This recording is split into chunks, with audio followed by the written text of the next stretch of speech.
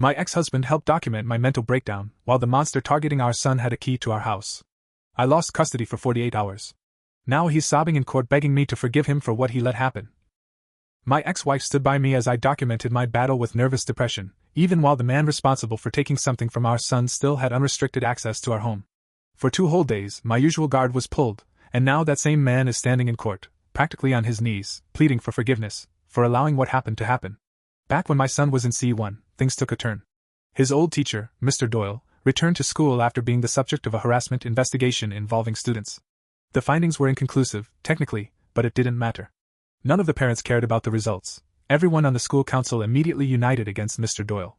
The loudest and most persistent critic among us was the school custodian Vic. My friend Tammy told me he used to speak out every day at dismissal time. Vic would position himself near the pickup area, talking to anyone who'd listen. He'd say it was disgraceful that someone like Mr. Doyle was allowed around children again. He made sure to keep a close eye on him, too, calling out updates to groups of parents who would just nod along with serious expressions. That's when things started feeling off. I couldn't shake the unease, so I told my son Ethan to be cautious around Mr. Doyle, just in case. And wouldn't you know it, Ethan noticed something strange. He said Mr. Doyle always kept his physical distance from the kids in class, almost as if he was overcompensating. He never volunteered for classroom duties either. But what stuck with Ethan was how Mr. Doyle kept watching Vic. Not in a casual way either, he followed him after class and frequently tried to talk to him in private. It felt strange, like Mr. Doyle had a personal fixation with Vic, even though Vic clearly despised him. Then came the day everything changed. Ethan burst into the house, completely hysterical, sobbing like I'd never seen before. He threw himself into my arms and buried his face in my chest, his entire body trembling and streaked with blood. He kept saying something about the bathroom. He did it. He finally did it. Ethan gasped in between sobs, like he could barely get the words out. My entire body turned cold. I just held him close, trying to calm him down enough so he could tell me what happened. After a few minutes, he finally explained. During recess, he'd gone to the bathroom, and Vic had followed him inside, locking the main door behind them. Ethan had just finished when Vic snuck up from behind. "Let me help you with that tricky lock," Vic said, reaching his hand out toward my son. Ethan told me he felt Vic's hands sliding somewhere they never should have been, and that's when Mr. Doyle kicked the door open like a man possessed. Ethan said he'd never heard his usually quiet teacher raise his voice like that before. "Vic, step away. Now." Mr. Doyle's voice cut through the silence. Vic tried to play it off, mumbling something about cleaning, but Mr. Doyle didn't budge. He stepped between them and stood there until Vic backed off. Then he walked Ethan back to the classroom, told him he'd done nothing wrong, and that he was incredibly brave. But what really unsettled me came next. After school, when Ethan was heading toward the bus, Mr. Doyle took him aside and led him to the playground. He knelt beside him and spoke in a calm, quiet voice. "What happened today, you should only share that with your parents, all right? Not the principal, not your teachers, just your mom and dad. Can you promise me that?" Ethan didn't understand why it had to be kept secret. That was the moment I realized Mr. Doyle wasn't hiding something, he was scared. Later that night, Principal Harrison gave me a call. She mentioned there had been some sort of incident, and that Mr. Doyle had overreacted while Vic was supposedly just cleaning a classroom. She made it sound like Mr. Doyle was becoming paranoid, seeing danger where there was none. She suggested maybe Ethan should be moved to another class. That's when alarm bells started going off in my head. Something didn't add up. So I emailed Mr. Doyle that evening and asked to speak in person. He replied right away, and we agreed to meet early the next morning, 6 a.m., in his classroom before school began. When I arrived, he looked completely drained. Eyes heavy, posture slumped. It was clear this man was carrying something heavy. "My son told me you asked him not to talk to anyone," I said to him. "I'm grateful for what you did, but I need to understand what's really going on." He gave a tired nod, then opened his desk drawer with a key. What he pulled out made my blood run cold. He slid out a folder and spread several photographs across the surface of his desk, pictures of Vic entering classrooms late at night. He explained that 3 months ago, he had discovered a child's underwear in Vic's closet. My stomach lurched. I nearly threw up right there. "I started documenting everything," he said. He noted the times Vic snuck into classrooms after hours. Reported missing items from the kids' lockers. But when he tried to report it, he was the one reprimanded for inappropriate behavior. All the evidence he'd gathered mysteriously vanished. Then he looked at me with empty, hollow eyes, and told me something I wasn't prepared for. Vic and Principal Harrison? They're siblings. That moment hit me like a brick wall. I glanced at the photos scattered across the desk, my hands shaking as I picked up one that showed Vic's truck parked outside the school at 2 a.m. The road sign reflected in the corner of the image almost felt like an accusation in itself. Another photo showed Vic entering Ethan's classroom. The hallway lights made his shadow stretch long across the floor. "He has a key to every classroom," Mr. Doyle added quietly. Harrison gave it to him after I started looking into things. Said it was part of a new security protocol. My gut churned as I stared at a picture of Vic standing over Ethan's desk, one hand resting on a tiny chair. The wall clock read 2:47 a.m. There's something else I need to tell you, Mr. Doyle said as he glanced toward the door and leaned in closer. Harrison monitors all emails from parents through the school server. She sees everything. That's why I asked to meet in person, he explained. I quickly gathered the photos with trembling hands and tucked them into my bag. Outside, I could hear doors opening and slamming. Other parents were arriving to drop their kids off. Through the classroom window, I saw a few of them chatting with Vic near the front entrance, rubbing their temples and looking tense. Clearly, something was boiling under the surface. I have to go, I said, suddenly standing up. Thank you for showing me this. Mr. Doyle gently grabbed my wrist before I left. Be careful, he warned. They've done this before. I rushed down the empty school hallways, my footsteps barely echoing. When I reached the parking lot, I froze in place. Vic's truck was parked exactly where it always was, strategically positioned to see everyone entering the school. He was already there, even though it wasn't yet 7:30 a.m. As I fumbled for my keys, Vic stepped out of his truck holding a steaming cup of coffee. He flashed me a cheerful smile, the same friendly grin he wore while warning parents about the predator, supposedly teaching their kids. I broke out in chills. Every hair on my body stood up. I got in my car, my fingers gripping the steering wheel with white-knuckle tension. I called my husband at work. He picked up on the third ring, sounding distracted. I need to tell you what happened with Ethan yesterday, I said. As I stood outside the hospital's glass entrance, I watched him walk in alongside Director Harrison and a woman I didn't recognize, pulling a suitcase stamped with the CPS logo. My phone buzzed in my pocket. It was a message from him. We need to talk about your recent behavior. You're scaring our son with these insane accusations. I'm taking steps to protect him. That word, protect, turned my stomach. I knew exactly what those steps meant.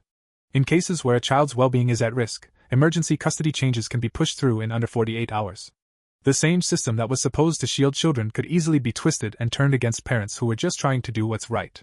I drove to my best friend Sarah's house, desperately searching for somewhere safe to leave Ethan while I figured out what the hell to do next. Sarah opened the door with a hesitant look, but she said yes, she'd keep an eye on Ethan for a few hours. As Ethan ran off to play with her daughter, Sarah gently pulled me aside. Listen, she said, lowering her voice. There's something you should probably know. Vic's daughter has dance class tomorrow. I blinked. So? Then Sarah added. He volunteers there sometimes. Helps the girls change costumes backstage before recitals. My stomach dropped like a stone. Sarah, you have to. I started, but she cut me off. Director Harrison called all the parents this morning, she said carefully. She mentioned your name. She said she was worried about your mental state. She brought up your depression, and said you were making dangerous claims without proof. The noose was tightening, and I could feel it. Every single thing I did to keep Ethan safe was being twisted into evidence that I was losing my grip. Still, despite the growing unease, I left Ethan with Sarah and headed straight to my lawyer's office. The building downtown usually felt like a safe place. But the moment I walked into the lobby, I knew things were different. We'll be with you shortly, Mrs. Thompson, the receptionist said kindly. Then, almost like she couldn't help herself, she added. My son had Mr. Doyle last year. That man gave me the creeps. The story had clearly followed me here, too. When I finally sat across from my attorney, her words only confirmed my worst fears. Emergencies involving minors can be expedited in under 48 hours if there's any allegation of danger to the child, she explained calmly. She continued. Your ex-wife is claiming that you're suffering from paranoid delusions. That you're making up serious accusations that could emotionally harm your son. I sat up straighter. But I have proof. She gave me a long look. Proof of what, exactly? A teacher, already investigated, who showed you a few suspicious photos. Some vague audio recordings? What you see as evidence, others might interpret as a smear campaign. Especially when paired with your custody disputes. I walked out of her office feeling more cornered than ever. At the grocery store later, as I was putting bags in my trunk, I felt a shadow fall over me. It was Vic. He wasn't in uniform this time. Just jeans and a polo, but the way he stood told me everything, aggressively casual. Heard you've been having a rough time lately, he said, stepping too close. He flashed a smile. Poor Ethan, kids had a hard couple of days, huh? I instinctively reached toward my bag, where I had tucked away the photographs. Vic's eyes immediately locked onto the movement. I'll make sure to personally check in on him, he added, his voice light but his eyes cold. Gotta make sure the kids in our community are safe, right? That's what we do here, look out for each other's children. That's when I noticed his truck parked just a few feet away. The back doors were wide open, revealing boxes inside, each one labeled with class numbers. A chill shot down my spine. He had access to every single classroom. Every single child. And he did it with everyone's trust. I should go, I said, fumbling with my keys. I've got to pick up Ethan. Tell him Mr. Vic is watching out for him, he said with a wink. Always. I got in my car, hands shaking so badly I could barely grip the wheel. But then, something caught my eye. As I turned the corner onto my street, I saw a familiar vehicle, Mr. Doyle's Honda, pulled up just ahead. He stepped out as I was parking. If he looked tired earlier, he now looked completely defeated. His hands were trembling as he walked up and pressed something into my palm. A USB stick. They fired me an hour ago, he said, barely above a whisper. Effective immediately. But before I left, I backed everything up. He glanced over his shoulder, then leaned in closer. You need to check your attic. I blinked, confused. What? I know it sounds insane, but Vic's been inside your house. The garage was tampered with. He had access to everything. Before I could even react, he was gone, back in his car and pulling away. As he drove off, I noticed one of my neighbors peering through the blinds, phone in hand. Probably recording the scene. A teacher visiting the unstable mother. Great. Inside, I climbed the stairs to the attic, heart hammering in my chest. I pushed past the dusty holiday decorations and old baby toys, and that's when I saw them. Things that shouldn't have been there. Ethan's bathrobe from last summer, the one we thought was lost. A school uniform shirt I hadn't seen in months. And worst of all, a notebook I'd never laid eyes on. Inside the notebook were names of children, written neatly in block letters. Some names were marked with stars. Ethan's name had 3 stars next to it. Another boy, Martinez, the one whose family moved away, had 4. There were 6 other names I recognized from school, each one with odd notes scribbled beside them. Then, downstairs, I heard the garage door rumble open. It wasn't supposed to happen yet. He wasn't due home for hours. I snapped photos of every single page in the notebook and tucked it into the waistband of my jeans. I climbed down just as he walked into the kitchen. We need to talk, he said, his voice frosty with judgment. This madness has gone too far. David, please, I said, my voice cracking. I found. Stop, he interrupted, raising his hand. Director Harrison showed me everything. Your erratic behavior, your paranoia, the way you've been traumatizing our son with these delusions. It's not okay. These aren't delusions. I shot back.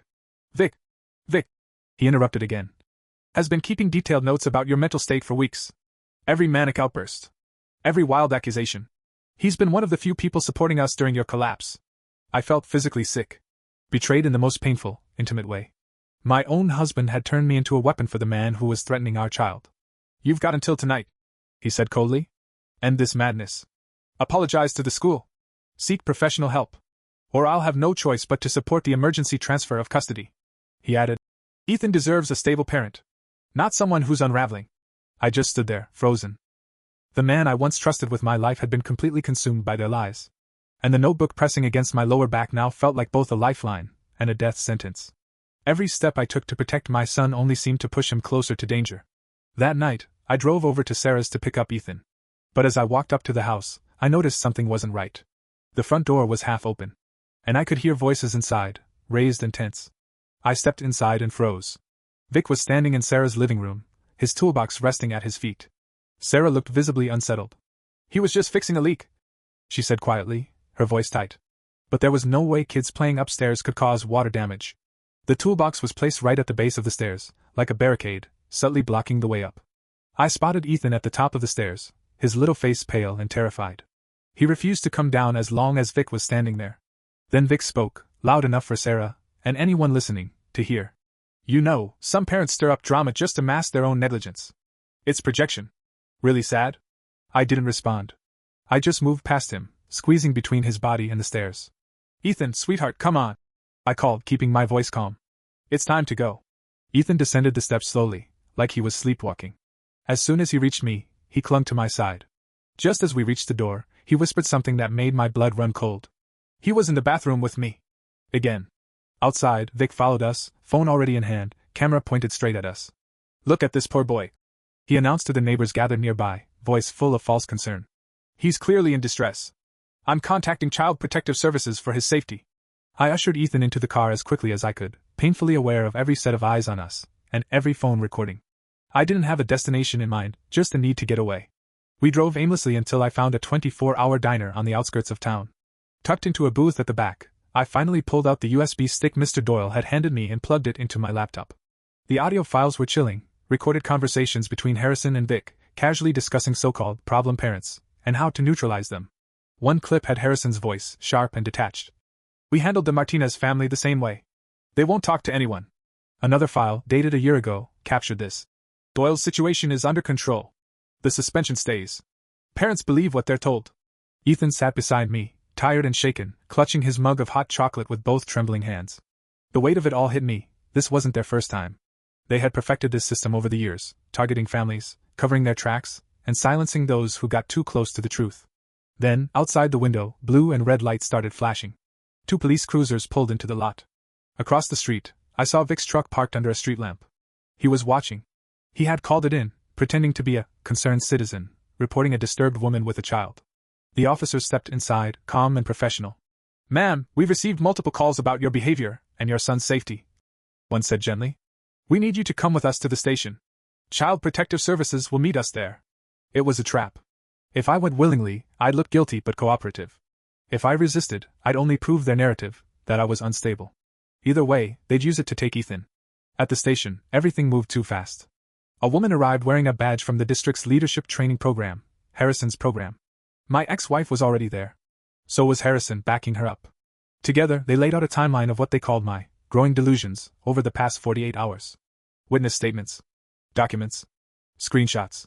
They painted a picture of a mother losing touch with reality. "She's traumatizing our son with her paranoid fantasies," my ex-wife said, playing the role of the calm, rational parent. "She's been dragging him all over town, accusing respected community members of unspeakable things." My lawyer arrived soon after and pulled me aside immediately. "The evidence they've assembled is overwhelming," she whispered. "Multiple witnesses, documentation of unstable behavior, no verified proof. The judge assigned to your emergency custody hearing is Harrison's cousin." My heart sank. The whole system, the people who should have been protecting children, were either in on it or too scared to act. In the supervised visitation room, I was granted 5 minutes with Ethan before he was handed over to his father. I hugged him tightly, trying to steady my breath. He slipped something small into my hand. "A key. It's from Mr. Doyle's office," he whispered. "He said you might need it." Through the observation glass, I watched as Vic entered the room, introduced as a representative from the school, there to comfort Ethan during the transition. I saw my son freeze. His whole body stiffened with fear. But no one seemed to notice. Or maybe they chose not to. Outside, I found my car was gone, towed for improper parking. I stood there, helpless, watching my ex-wife's car pull out of the lot with Ethan in the back seat. Right behind them was Vic's van, tailing them closely. I looked up at the security camera I'd noticed earlier. Someone had painted it black. Then my phone rang. It was Harrison. "Emergency hearings at 8 a.m. tomorrow. Don't be late," she said coldly. "Oh, and those recordings you think you have? Might want to check your files again." I opened my audio folder in a panic. Every file was blank, 0 bytes. Corrupted. Somehow, they had gotten into my phone. The USB had been my proof, but it was gone. All I had now was the key Ethan gave me. A tiny, solid thing that might be my only remaining lifeline. Mr. Doyle had taken a risk to make sure I got it. With what little money I had left, I booked a cheap room at a rundown motel. My thoughts were scattered, my nerves fraying at the edges.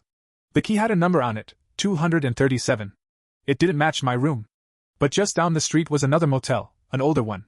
The kind that still used actual keys instead of plastic cards. Room 237. It opened. Inside was a treasure trove, Mr. Doyle's insurance policy. Boxes full of documents, printed photos, handwritten reports, and most crucial of all, a statement from another child. A boy named Timothy Martinez. His family had abruptly left town last year. Timothy's story was hauntingly similar to Ethan's. He described the bathroom incident in near-identical terms. But his statement included one more horrifying detail. Both Vic and Harrison had been present. There was a yellow post-it note stuck to the front page. Mr. Doyle's handwriting. "They made his family disappear. You're next unless you run." But I couldn't run. Not without Ethan. I found a phone number for the Martinez family in the documents and called it. Timothy's father answered on the second ring. His voice shifted the moment he realized who I was. "You need to stop," he said flatly. "They'll ruin you." He paused. We took the deal. Moved away. Took the money and stayed quiet. It was either that, or lose everything.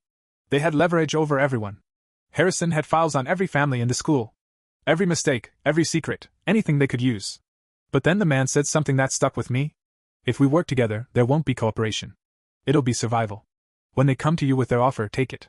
It's the only way to keep your son." Those were his final words before the line went dead. I sat on the motel bed, surrounded by piles of evidence, documents, photos, files, none of which would ever see the inside of a courtroom.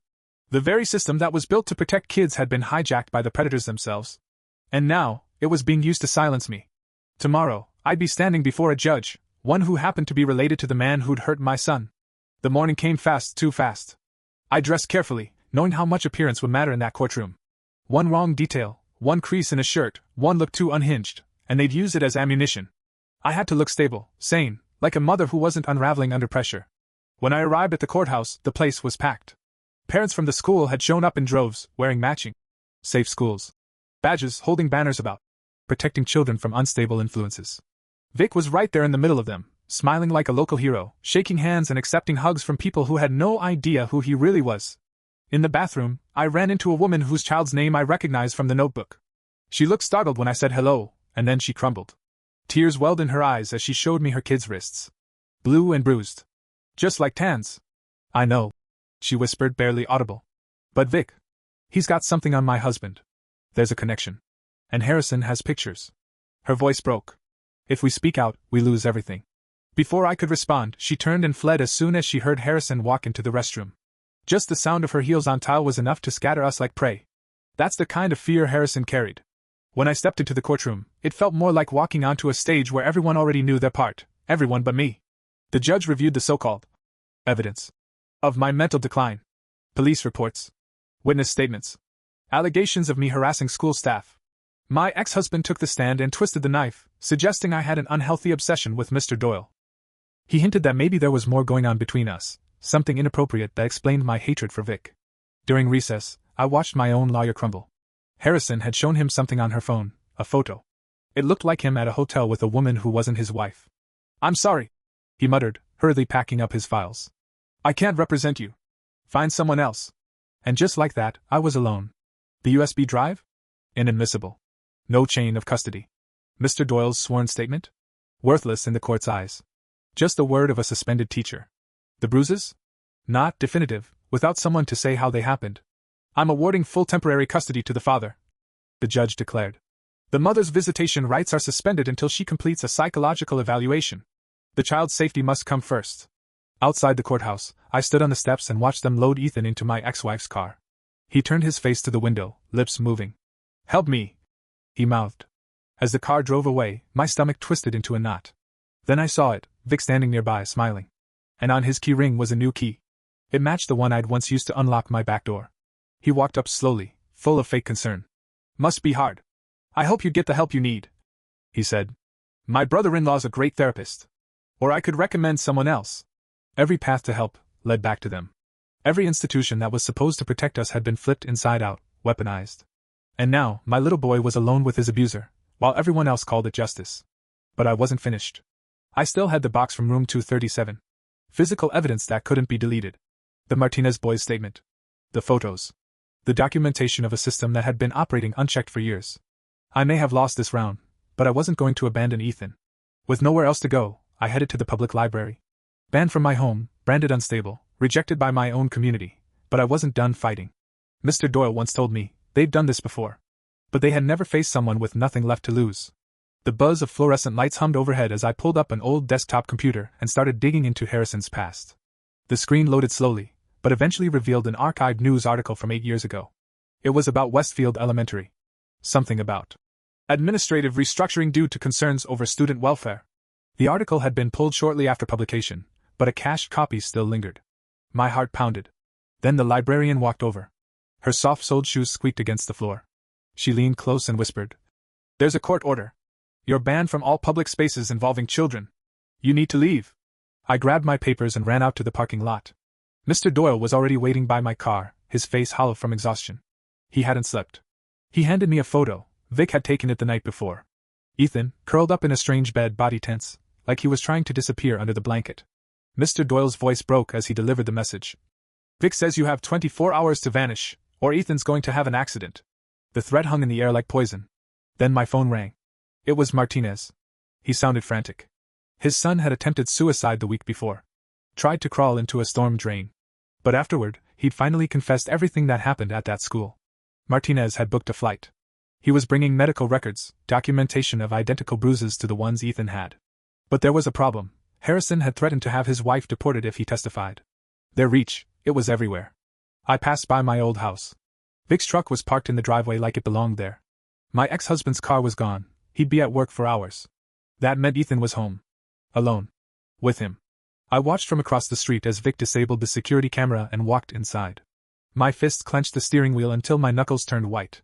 A message buzzed from David. Vic says you're on the run? Then I saw him. Vic was walking down the hallway toward Ethan's room. I left the car and sprinted through my old neighbor's backyard. Their dog barked like crazy, but I didn't care. I knew where the spare key was hidden. I'd left it there myself months ago. I burst through the back door just as Vic reached for Ethan's bedroom. Then I heard it, Ethan's terrified voice calling out for me. The chaos that followed was fast and brutal. I grabbed a knife from the kitchen and planted myself between Vic and my son. We screamed. Shoved. He tried to talk over me, pretending I was the one who'd lost it, yelling that I was attacking him. But as we fought, his pockets spilled open, and out came a mess of keys. Keys to at least a dozen houses.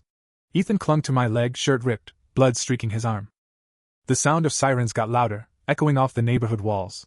Vic gave me a slow, knowing smile. He thought he'd won, that the story would once again paint him as the victim. But the look on the sergeant's face as he walked in said otherwise. It was the same officer from earlier. He entered with his hand already hovering near his gun, but the moment he saw Ethan, his shredded shirt, the defensive wounds on his arms, and the pile of keys that no single janitor should ever possess, his entire posture shifted. Then Ethan broke. Like a dam bursting, the words just poured out of him. Everything Vic had done. How Mr. Doyle had stepped in and stopped it. He even pointed to the shelf with his little finger, to the teddy bear where the camera had been hidden, the one we'd installed during the custody battle and completely forgotten about. And right then, my ex-husband walked through the door. The way his face contorted, first confused, then shocked, and finally sickened, told me he was starting to grasp the truth. He watched the footage, his hands trembling. It was all there. Undeniable. The radio on the sergeant's shoulder crackled. More units were needed. Back at the school, Harrison had shown up in full panic mode. She was caught trying to destroy documents. But it was too late. 3 more families had already called 911 that morning after hearing about Vic's arrest. The web they had spent years weaving was unraveling fast. They cuffed Vic right there, no hesitation. My ex-husband handed over the camera footage himself, demanding Vic be taken into custody immediately. The timestamps were clean. No edits. No tricks. Vic's wild claims that I'd somehow faked it all fell flat when Ethan's statement matched the footage word for word. At the station, Martinez showed up with his son and a stack of medical records. The kid, pale and shaking, pointed straight at Vic when asked if he recognized him. And then he said something that turned the room ice cold. "That's my principal's uncle." The detective's eyes narrowed. That family connection? They'd kept it hidden for years. Throughout the day, more and more parents came forward. One by one, the names from the notebook, 4 stars, 3 stars, 2 stars, became real kids. Kids whose parents had stayed quiet out of fear, guilt, or shame. Now, the silence was cracking. The detective later told me the phones at the station hadn't stopped ringing since word of Vic's arrest had spread. Harrison showed up with her lawyer, still trying to spin it all. She blamed me. Claimed I'd orchestrated a witch hunt. Said I was bitter, delusional, out for revenge against 2 innocent siblings. But that house of cards came down fast when the police uncovered her filing room. Inside were records on every family in the district, secrets, leverage, dirt she'd collected over the years. Things no school official should ever have. When Mr. Doyle arrived with his own stash of hidden documents, complaints that had mysteriously vanished, parents silenced, incident reports buried, the prosecutor's tone changed entirely. They were now involving federal authorities. Apparently, this wasn't the first district where Harrison had managed families. Later that night, I sat beside Ethan at the hospital during his exam. His tiny hand clutched mine like a lifeline while nurses took notes and photographs of the bruises. He flinched at every sound, still locked in survival mode. A nurse leaned in gently and said 2 more children from Ethan's school were scheduled for exams later that day. In the hallway, I found my ex-husband slumped on a bench, shoulders shaking. He'd finally seen what I'd been trying to tell him. The manipulation. The damage. The cost of his blind trust. He signed a legal agreement right then, surrendering custody. From that point on, all visits would be supervised. Outside, the media had already gathered. Cameramen. Reporters. Microphones shoved into faces. The crowd that once supported Vic now stood speechless, reading the names on the statement police had issued. Parents recognized their own children's initials on the list. One woman confronted me, angry and ashamed. She accused me of not doing more to warn them. But I saw the guilt behind her fury. That was easier than facing the truth, that she hadn't listened when she had the chance. 3 weeks later, life was quieter. I was staying at my sister's house, sitting at her kitchen table helping Ethan with his math homework. His therapy was helping, but healing was a long road. Years, not weeks. The TV hummed in the background with another update. Vic and Harrison were being held without bail. Federal charges pending. The entire district was now under investigation. Mr. Doyle sent me a thank you card. A simple message: thank you for believing me when no one else would. His license had been reinstated, and the district was being forced to install new child protection protocols. Ethan looked up at me from his worksheet and said quietly, "Mom, I'm glad you believed me." I wrapped my arms around him, breathed in the scent of his hair, and felt his heart thudding against mine. He was safe. Then the doorbell rang.